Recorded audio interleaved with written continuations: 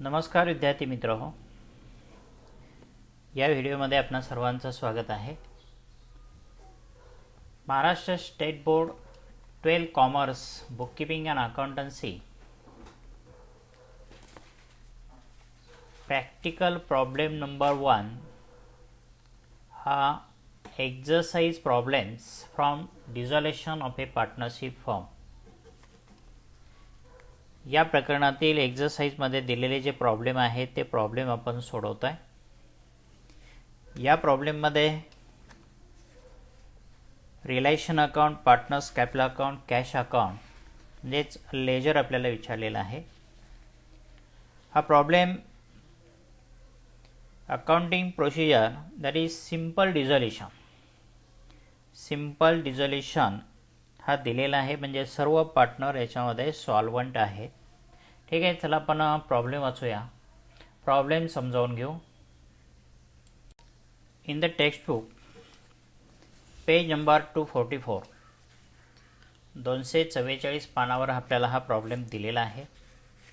प्रथमतः आपण प्रॉब्लेम वाचूया। Practical problem number 1 Ganesh and Kartik are partners sharing profits and losses equally। Ganesh आणि कार्तिक हे दोन पार्टनर आहेत आणि त्यांचा प्रॉफिट शेअरिंग रेशो हा इक्वली दिलेला आहे। प्रॉफिट शेअरिंग रेशो आपल्याला रिअलायझेशन प्रॉफिट किंवा लॉस जो आहे तो डिस्ट्रीब्यूट करण्यासाठी उपयोगी पडेल। They decided to dissolve the firm on 31 March 2018। their balance sheet was as under। पुढे बॅलन्स शीट दिलेला आहे। Balance sheet as on 31 March 2018।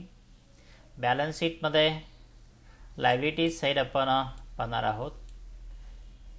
Creditors, bills payable या ज्या लायबिलिटी दिलेल्या आहेत त्या आउटसाइडर्स लायबिलिटी आहेत। Reserve fund that is accumulated profit should be distributed to partners in their profit sharing ratio। capital accounts, capital balance transfer to capital account credit side as a balance brought down। then sundry assets, building, furniture, debtors, stock, bills receivable, these assets transferred to realization account। या सर्व रिअलायझेबल assets विक्री केल्या जाणाऱ्या ज्या asset आहेत त्या realisation अकाउंटला transfer करायचे आहेत। तर कॅश अकाउंट स्वतंत्र ओपन करणार आणि कॅश अकाउंटच्या डेबिट साईडला टू बॅलन्स ब्रॉट डाऊन म्हणून आपण याची नोंद करणार आहोत। त्यानंतर पुढे ॲडजस्टमेंट्स, इतर माहिती काय दिलेले आहे। असेट्स वे रिअलाइज्ड ॲज अंडर, म्हणजे ही फर्म जी आता डिझॉल्व झालेली आहे या फर्ममध्ये ह्या असेट आपल्याला विक्री करायच्या आहेत आणि ह्या लायबिलिटीज पेड करायच्या आहेत आणि लायबिलिटी पेड केल्यानंतर राहिलेली जी रक्कम आहे ती पार्टनरला त्यांना वाटून द्यायची आहे। ठीक आहे, इथे दोन एंट्री आपल्याला बॅलन्स शीटमध्ये होतील आणि एक रिझर्व्ह फंड डिस्ट्रीब्युटेडची एंट्री होतील। या दोन एंट्री म्हणजे asset transfer to realisation account, second liability transfer to realisation account and reserve fund distributed to partners, तीन जनरल एंट्री या ठिकाणी होतील। त्यानंतर असेटचं रिलायझेशन झालेलं आहे, असेट विकलेले आहेत। Building ₹82,000, debtors ₹22,000, stock ₹20,000, bills receivable ₹3,200। या ॲसेट ज्या आहेत त्या विक्री केलेल्या आहे ॲसेट, तरी आपण इथे हे इन्कम म्हणून दाखवणार आहोत। रिलायझेशन अकाउंटच्या क्रेडिट साईडला दाखवायचं आहे आणि that is a realisation income. डिसॉल्यूशनच्या वेळेत झालेला प्रॉफिट किंवा उत्पन्नास आपण म्हणूया। या असेट विकल्यानंतर आपल्याला मिळणारी जी रक्कम आहे त्याच्यातून आपण लायबिलिटीज पेड करणार आणि liabilities paid means the expenses. ठीक आहे, ह्याची एंट्री स्वतंत्र होणार आहे. Bank cash account debit to relation account. त्यानंतर सेकंड ट्रान्झॅक्शन इथं दिलेलं आहे. And Ganesh agreed to take over furniture for ₹10,000. म्हणजे इथं Ganesh agreed to take over furniture for ₹10,000. गणेशने ₹10,000 हे फर्निचर घेतलेलं आहे. That is asset taken over by partner. गणेशकडून आपल्याला ₹10,000 येणं आहे आणि हे ₹10,000 आपलं उत्पन्न आहे. रिलेशन अकाउंटच्या क्रेडिटला दाखवणार आपण एंट्री करणार Ganesh capital account debit to relation account. The next relation expenses amounted to ₹2,000. Relation expenses जे आहेत ते रिलेशन एक्सपेन्सेस आपल्याला ₹2,000 द्यायचे आहेत. ते ₹2,000 आपण एक्सपेन्सेस खर्च दाखवणार आहोत. That is the expenses paid on relation of assets. Relation account debit to cash account असे एंट्री होईल. Show relation account partners capital account and cash account. आपल्याला तर रिलेशन अकाउंट तयार करायचं आहे, पार्टनर्स कॅपिटल अकाउंट तयार करायचं आहे आणि कॅश अकाउंट ओपन करायचा आहे. ठीक आहे, आपण रिलेशन अकाउंट ओपन करणार आहोत. पार्टनर्स कॅपिटल आणि कॅश अकाउंट ओपन करायचं आहे. इथे पहिल्यांदा रिलेशन अकाउंट हा रिलेशन अकाउंट या ठिकाणी आता इथे ओपन केलेला आहे. त्यानंतर पार्टनर्स कॅपिटल अकाउंट इथे ओपन केलेलं आहे. पार्टनर्स आहे गणेश आणि कार्तिक. त्यानंतर कॅश अकाउंट इथे ओपन केलेलं आहे. 3 अकाउंट आपल्याला विचारलेले आहेत. ठीक आहे, आता आपण प्रॉब्लेममधील ज्या नोंदी दिलेल्या आहेत त्या नोंदी करून घेऊया.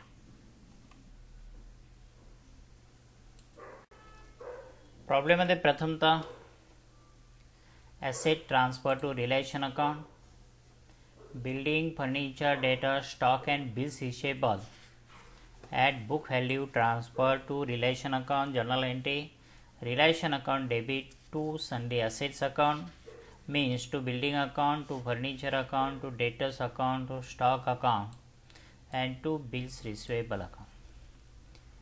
आपण रिलेशन अकाउंट ओपन केलेलं आहे. रिलेशन अकाउंटच्या डेबिट साईडला इथे direct to building, to furniture, to debtor, stock म्हटलं तरी चालेल. ठीक आहे, आपण इथं टू सन्ड्री असेट्स म्हटलेलं आहे. टोटल असेट ट्रान्सफर करणार. त्याच्यानंतर इथे पर्टिक्युलरमध्ये इनर कॉलममध्ये माहिती दाखवायची आहे. बिल्डिंग, त्यानंतर फर्निचर आहे 12,000. Then next debtors ₹32,000, stock ₹24,000 and bills receivable ₹4,000. Total assets in outward column ₹1,60,000, ₹1,60,000. ठीक आहे, रिलेशन अकाउंटच्या डेबिट साईडला आपण ही ॲसेट ट्रान्सफर केल्याची नोंद केली. The next total liabilities that is creditors and bills payable transfer to relation account. इथे पहिल्यांदा ह्या ज्या ॲसेट आपण ट्रान्सफर केल्या त्याला टिकमार्क करून घ्या. त्याच्यानंतर क्रेडिटर्स अँड बिल्स पेबल यांना टिकमार्क करा आणि ते रिलेशन अकाउंटच्या क्रेडिट साईडला ट्रान्सफर करा. Bye sundry liabilities account, creditors ₹18,400 and bills payable ₹5,600. total in outward column ₹24,000. ₹24,000 आउटवर्डला liability दाखवायची आहे. ठीक आहे, आपण बॅलन्स शीटमधील या ज्या ॲसेट आहेत त्या सर्व ॲसेट आपण ट्रान्सफर केल्या. त्याच्यानंतर ह्या लायबिलिटी ट्रान्सफर केल्या. ठीक आहे, त्यानंतर reserve fund distributed to partner in their profit sharing ratio. ठीक आहे, हा रिझर्व्ह फंड दिलेला आहे तो ट्रान्सफर करूया. पार्टनर्स कॅपिटल अकाउंट क्रेडिट साईडला नोंद करायची आहे. By reserve fund account 10,000 to Ganesh and 10,000 to Kartik दोघांना 10,000 रुपये डिस्ट्रीब्यूट करणार आहोत. जर्नल एंट्री होते reserve fund account debit to partners capital account. ठीक आहे.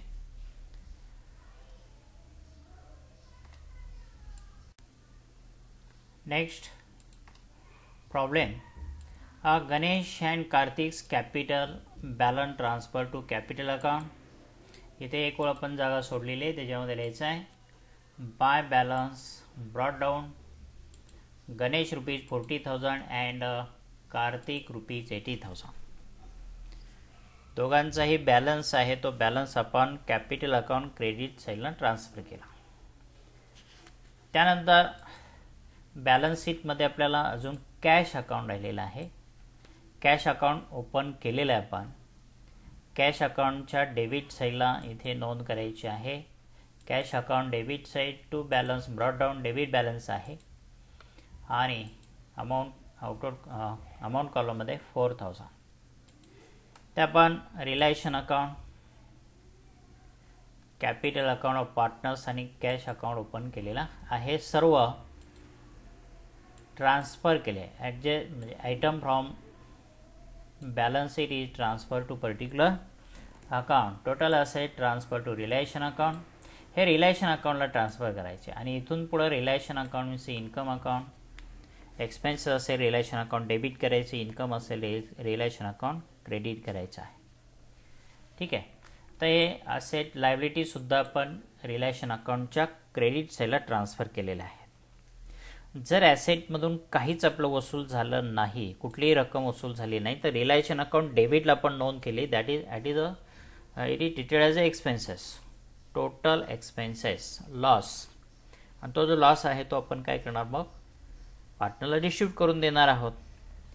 आणि क्रेडिटर्स अँड बिल्स पेबल, जर हे आउटसाइडर्स लायबिलिटी काही देणंच आपल्याला द्यावं लागलं नाही तर तो आपला फायदा होणार आहे, तो व्यवसायाचा फायदा आहे.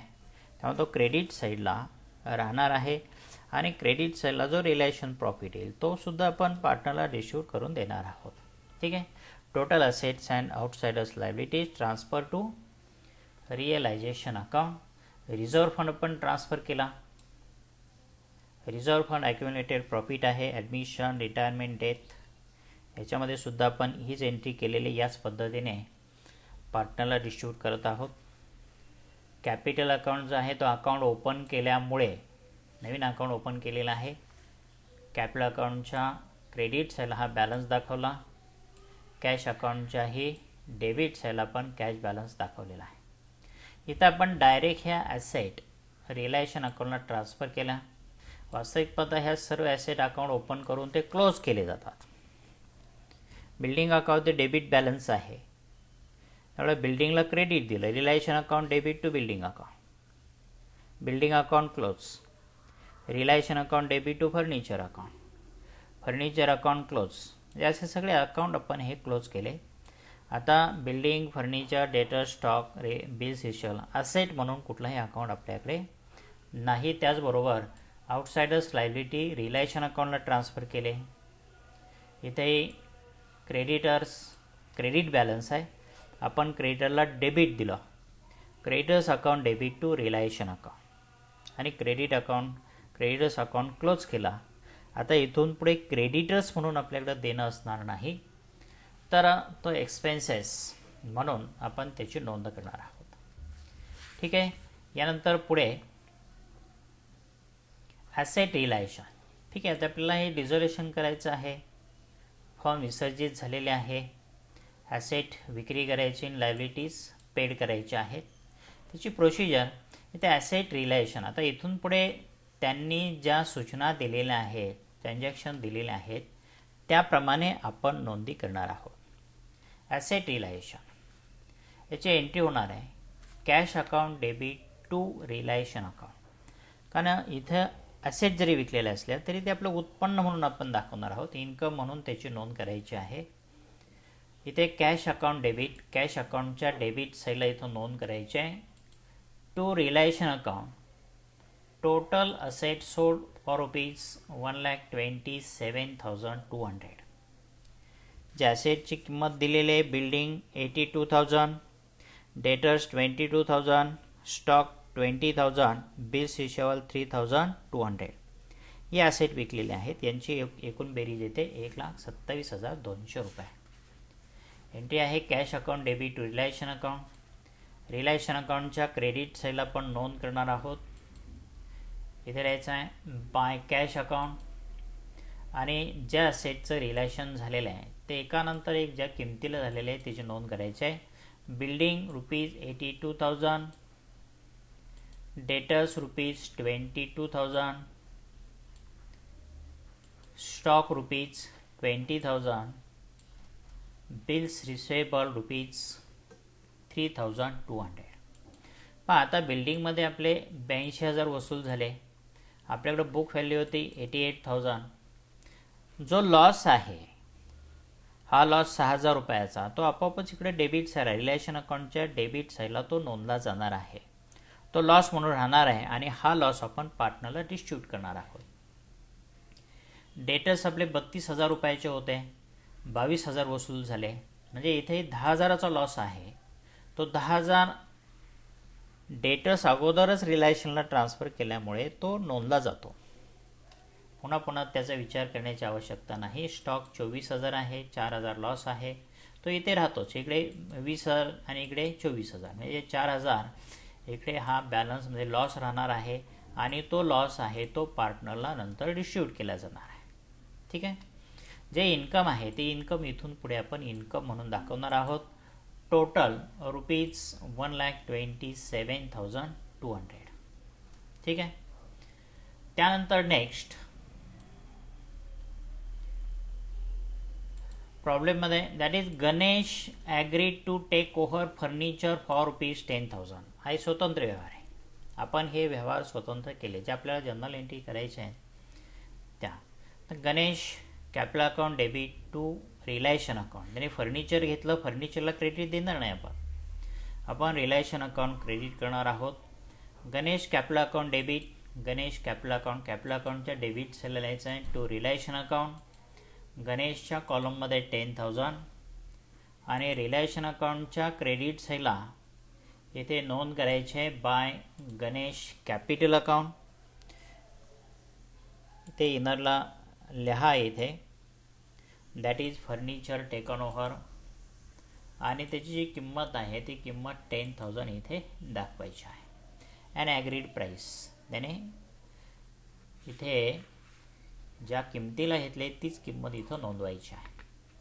ठीक आहे. त्यानंतर पुढे रिलायशन एक्सपेन्सेस अमाऊंटेड टू ₹2,000. हा रिलायशनसाठीचा खर्च आपल्याला 2,000 रुपये द्यावा लागलेला आहे. त्याची नोंद करायची. एक्सपेन्सेस म्हटलं relation account debit to cash account. पैसे आपल्याकडून इथं पेड होणार आहेत, जाणार आहे. रिलेशन अकाउंटच्या डेबिट साईडला इथे आपण नोंद करणार टू कॅश अकाउंट. इथं लिहायचं आहे रिअलायझेशन एक्सपेन्सेस देन अमाऊंट ₹2,000 2,000 रुपये. ठीक आहे. आता प्रॉब्लेम पहा. प्रॉब्लेममधील सर्व झालेले आहेत, नोंदी झालेल्या आहेत. इथे आपण लायबिलिटी ट्रान्सफर केले, ॲसेट ट्रान्सफर केले, त्यानंतर रिझर्व्ह फंड डिस्ट्रीब्यूट केलेला आहे, त्यानंतर कॅपिटल बॅलन्स कॅपिटल अकाउंटला ट्रान्सफर केला, कॅश बॅलन्स कॅश अकाउंटला ट्रान्सफर केला. ठीक आहे. आता इथे ॲसेटचं रिलायशन झालेलं आहे, जी रक्कम मिळालेली आहे त्याच्यातून कॅपिटल आपण परत देणार आहोत. ठीक आहे. हे काही आपल्याला सांगावं लागत नाही, बरोबर. पण त्याचबरोबर आणखीन एक गोष्ट लक्षात ठेवायची आहे. जर लायबिलिटीज पेड केलेले कुठंही इथं सूचना दिलेली नसेल, that is creditors paid, bills payable paid or any liabilities paid, इथे जर कुठेही सूचना दिलेली नसेल तर आपण प्रथमतः पार्टनरचं कॅपिटल रिटर्न करण्यापूर्वी लायबिलिटी पेड करणार आहोत. हा मुद्दा या प्रॉब्लेममध्ये चांगलं लक्षात ठेवा. म्हणजे इथं जरी सांगितलं नसेल तरी आपल्याला लायबिलिटीज पेड करणं आवश्यक आहे आणि तेही बुक व्हॅल्यूने. म्हणजे क्रेडिटर्स 18,400 आणि बिल्स पेबल 5,600 रुपये. टोटल 24,000 रुपये आपण आता पेड करणार आहोत. त्याची नोंद आपल्याला करायचीच आहे. ठीक आहे. तर त्याची नोंद होणार आहे. एक्सपेन्सेस आहे relation account debit to cash account. Relation अकाउंटच्या डेबिट साईडला लिहायचं आहे to cash account. Creditors book value rupees 18,400. Bills payable book value rupees 5,600. Total 24,000. हा खर्च आपल्याला द्यावाच लागणार आहे हे लक्षात ठेवायचं आहे. त्याच्यानंतरच राहिलेली रक्कम आपण काय करणार आहोत, पार्टनरला डिस्ट्रीब्यूट करणार आहोत. ठीक आहे. आता इथे कॅश अकाउंटच्या क्रेडिट साईडला इथे एक आपली नोंद आहे, that is cash pay relation expenses paid. Relation account डेबिटला नोंदलं आहे आपण, कॅश अकाउंटच्या क्रेडिटला इथे नोंदवूया by relation account rupees 2,000, that is relation expenses paid. आणि सेकंड आहे relation by relation account 24,000, it is a liabilities paid. स्वतंत्र नोंदी करा किंवा एकत्र केल्या तरीही चालू शकतील. इथं पर्टिक्युलरमध्ये नरेशन लिहिण्याची आवश्यकता नाही. ठीक आहे. किंवा पर्टिक्युलरमध्ये काही माहिती लिहिण्याची आवश्यकता नाही. त्यानंतर पुढे आता प्रॉब्लेममध्ये बघा, आपण लायबिलिटीज ह्या पेड केलेल्या आहेत. लायबिलिटी साईड लक्षात ठेवायची आहे. एखाद्या असेटचं रिलेशन झालं नाही, विकली गेली नाही, तरीसुद्धा त्याची नोंद आपण करणार नाही. म्हणजे आपल्याला जर सांगितलंच नाही, दॅट इज फर्निचरविषयी काहीच माहिती दिली नाही नंतर, तर मग आपण त्याची काही नोंद करायची नाही. पण लायबिलिटीज मात्र पेड करायची आहे. आता याही नोंदी सर्व झालेल्या आहेत. आपण रिलेशन अकाउंट बॅलन्सिंग करणार आहोत. हा रिलेशन अकाउंट आहे. रिलेशन अकाउंटच्या डेबिट साईडला सन्ड्री असेट ट्रान्सफर केलेले आहेत. पुन्हा एकदा या नोंदी पहा. सन्ड्री लायबिलिटी ट्रान्सफर केलेल्या आहेत. देन असेट रिलेशनची नोंद केली. त्याच्यानंतर furniture taken over by Ganesh त्याची नोंद केली. That is relation expenses paid त्याची नोंद केलेली आहे. आणि इथे सांगितलं नव्हतं तरी आपण क्रेडिटर्स पेड केले. ठीक आहे. आता सर्व नोंदी झाल्यानंतर बेरीज घ्या. डेबिट साईडची बेरीज 1,86,000 1,86,000 रुपये येते. क्रेडिट साईडला मांडायचे आहेत 1,86,000. तर क्रेडिट साईडची बेरीज घ्या. क्रेडिट साईडची बेरीज 24,000, 1,27,200 अँड 10,000. या सर्वांची बेरीज येते 1,61,200 1,61,200 स्वतंत्र केलेले आपण. मग डेबिटची बेरीज जास्त आहे, क्रेडिटची कमी आहे. मग आपण जो डिफरन्स काढणार तो डिफरन्स इथे मांडायचा आहे. 24,800 हा डिफरन्स आहे. It means it is a relation loss आहे. हा रिलेशन लॉस आपण पार्टनरला वाटून देणार आहोत बाय पार्टनर्स कॅपिटल अकाउंट. गणेशला आणि कार्तिकला समान त्यांचा रेशो दिलेला आहे. गणेश 12,400, कार्तिक 12,400. इथे जर्नल एंट्री होते. Partners capital account debit means Ganesh capital account debit 12,400, Karthik capital account debit 12,400 to relation account 24,800. That is relation loss distributed. ठीक आहे. हे नोंद आपण करणार आहोत. आता इथे पार्टनर्स कॅपिटल अकाउंट डेबिट दिलेलं आहे. डेबिट साईडला नोंद करायची आहे. इट इज ए रिलेशन आणि इथे लिहायला हरकत नाही relation loss 12,400 in the column of Ganesh and also distributed to Karthik rupees 12,400. सर्व नोंदी आपल्या झालेल्या आहेत. आता गणेश अकाउंट आपण बॅलन्सिंग करूया. गणेश अकाउंट क्रेडिट साईडची बेरीज 50,000. Then shows on debit side 50,000. Total from debit rupees 22,400. स्वतंत्र बेरीज घ्या. डेबिट साईडची बेरीज कमी आहे. आणि दॅट इज डिफरन्स 27,600. 50,000तून 22,400 वजा केल्यानंतर 27,600 येतात. हे 22,400 म्हणजे 10,000 अँड 12,400. ठीक आहे. हा डेबिटची बेरीज वजा केल्यानंतर 27,600 that is the amount should be return to Ganesh. त्याचबरोबर कार्तिक्स कॅपिटल अकाउंट क्लोज करा. Credit sides total ₹90,000, debit side total 12,400, then difference 77,600. ठीक आहे. 77,600 काय करणार आपण, टू कॅश अकाउंट ही रक्कम त्यांना परत देऊन टाकायची आहे. That is the balancing figure. He balancing figure आहे. हे आलेली रक्कम आहे त्यांना पेड करायची आहे. देऊन टाकू. कॅश अकाउंटच्या क्रेडिट साईडला इथं नोंद करायची आहे. By Ganesh capital account 27,600, by Kartik's capital account 77,600. सर्व नोंदी झालेल्या आहेत. डेबिट साईडची बेरीज total from debit side 1,31,200, then total from credit side 1,31,200. ठीक आहे. या पद्धतीने कॅश अकाउंट आता इथे काय झालेलं आहे, टॅली झालेलं आहे. म्हणजे आपला प्रॉब्लेम बरोबर आहे असंही नाही. मध्ये जर कुठं चूक राहिली तर तरीही टॅली होऊ शकतो. कॅपिटल वगैरे डिस्ट्रीब्यूट करायचं चुकलं तर टॅली होणार आहे. पण कॅपिटल अकाउंट आणि रिलेशन अकाउंटच्या नोंदी चुकतील. रिलेशन अकाउंटला इथं जे नोंदी आहे 1,60,000, 2,000, 24,000. डेबिट साईडला 3 आयटम दिलेले आहेत. क्रेडिट साईडला liabilities 24,000, 1,27,000, Ganesh capital account 10,000 and 24,800. इथे हे 3 आयटम आणि हे 3 आयटम दिले. याला 1/2 मार्क दिला जातो. टोटल इथे 6 म्हणजे 3 मार्क्स आले आणि इथे 1 मार्क दिला जातो. साधारणतः प्रॉफिट डिस्ट्रीब्युशन किंवा लॉस डिस्ट्रीब्युशनसाठी पूर्ण 1 मार्क. म्हणजे इथे 4 मार्कासाठी आपल्याला हा रिलेशन अकाउंट ओपन करावा लागेल.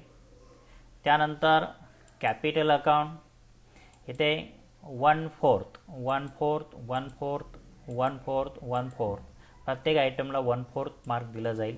इथे क्रेडिट साईडला 4 आयटम आहेत म्हणजे 1 पूर्ण मार्क होईल. आणि इथेही 4 आयटम 5 आयटम दिलेले आहेत म्हणजे इथेही 1 मार्क साधारणतः मिळेल. इथे 2 मार्क मिळतील. आणि बँक अकाउंटला 3 मार्क या ठिकाणी इथे दिले जातील. म्हणजे इथे 1/2 मार्क प्रत्येक आयटमला दिला जातो. हा प्रॅक्टिकल प्रॉब्लेम आहे. याच्यामध्ये इथे नोंदी कमी आहेत. ठीक आहे. ॲडजस्ट करून मार्क दिले जातात. याच्यानंतर पुढे म्हणजे आपला प्रॉब्लेम हा पूर्ण झालेला आहे. आता याचे जर्नल एंट्रीसुद्धा आपल्याला पाहता येतील. ते जर्नल एंट्री आपण सहज पाहूया. Journal entries as a sequence. हा सिक्वेन्स लक्षात ठेवायचा आहे. Asset transfer to relation account. First journal entry ते नंबर द्यायचे आहेत. डेट कॉलममध्ये नंबर द्यायचा आहे. डिझॉल्युशनमध्ये डेट येत नाही. कोणत्या तारखेला असेटचं नेमकं रिलेशन होईल हे सांगता येत नाही. तर इथे relation account debit ₹1,60,000 to building account ₹88,000 to furniture account ₹12,000 to debtors account ₹32,000 to stock account ₹24,000 to bills receivable account ₹4,000. narration that is being sundry asset transferred to relation account at book value. book value ने ह्या relation अकाउंटला sundry asset आपण transfer केलेले आहेत. ठीक आहे. त्यानंतर second sequence that is creditors and bills payable means liability transfer to relation account. Entry, second entry, creditors account debit ₹18,400, bills payable account debit ₹5,600, to relation account rupees 24,000. Narration: being sundry liabilities transferred to relation account at book value. मूळ किमतीने ह्या सर्व asset आपण transfer करणार आहोत. ठीक आहे, ही 3 नंबरची जनरल एंट्री झाली. 2 नंबरची जनरल एंट्री झाली. त्यानंतर पुढे प्रॉब्लेममध्ये reserve fund distributed to partner. ठीक आहे, आपण नोंद केलेली आहे. जनरल एंट्री या पद्धतीने होते. Third journal entry, reserve fund आपण डेबिट करणार आहोत.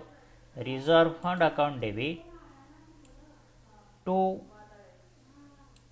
Ganesh capital account 10,000 to Kartik's capital account 10,000.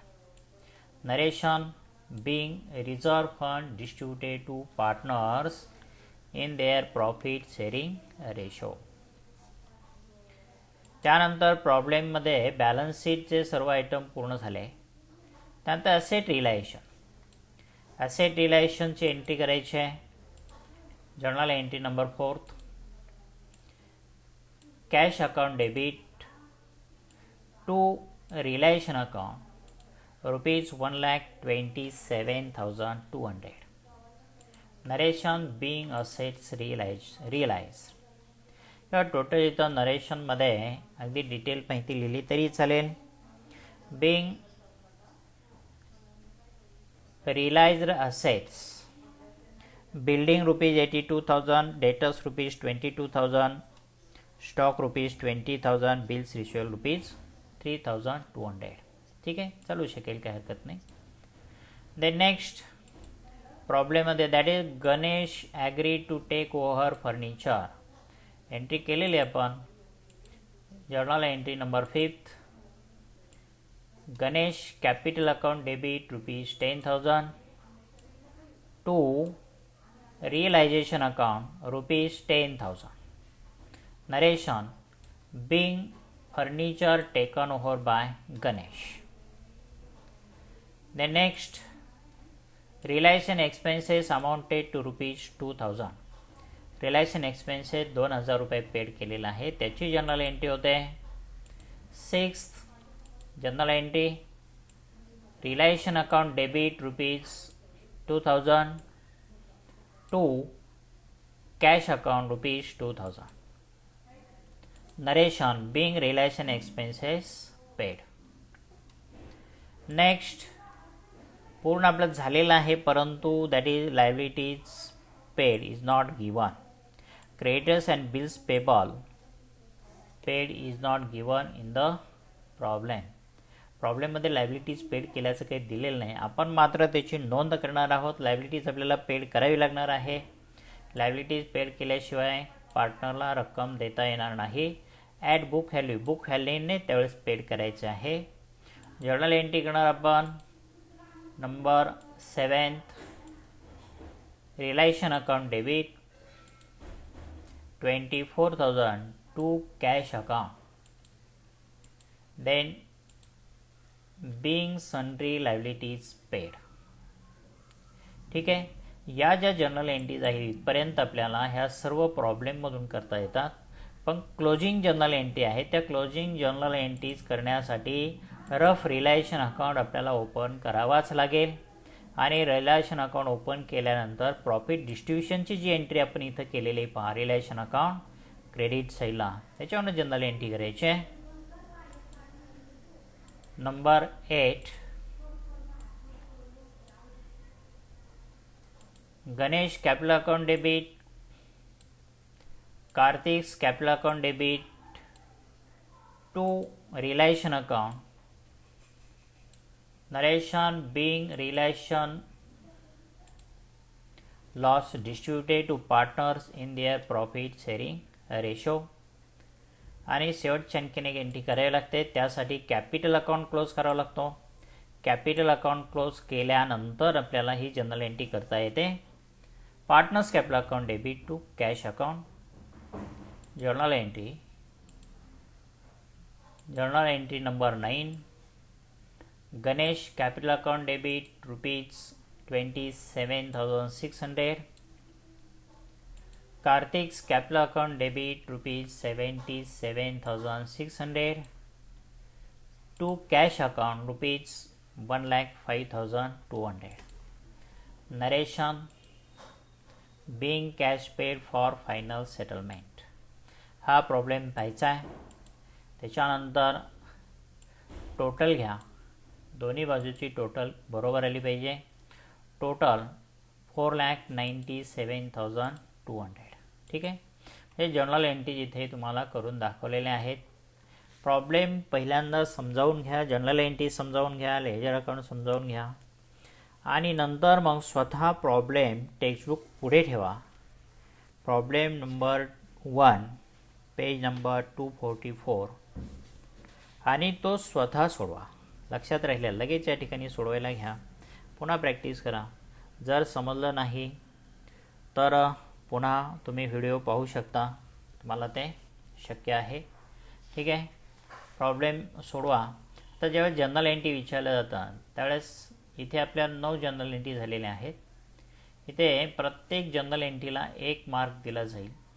That is asset transfer, creditors, reserve fund, हे सर्व 1 मार्क. आणि इथे 8वी जर्नल एंट्री आहे रिअलायझेशन लॉस डिस्ट्रीब्युटेड, 1.5 मार्क दिला जाईल. आणि Ganesh cash pay to final settlement, याच्यासाठी 1.5 मार्क दिला जाईल. असे टोटल 10 मार्कासाठी जर्नल एंट्री विचारल्या जाऊ शकतात. ठीक आहे. प्रॉब्लेम तुम्ही परत सोडवा. सर्वांना धन्यवाद. थँक्यू. Thanks for watching.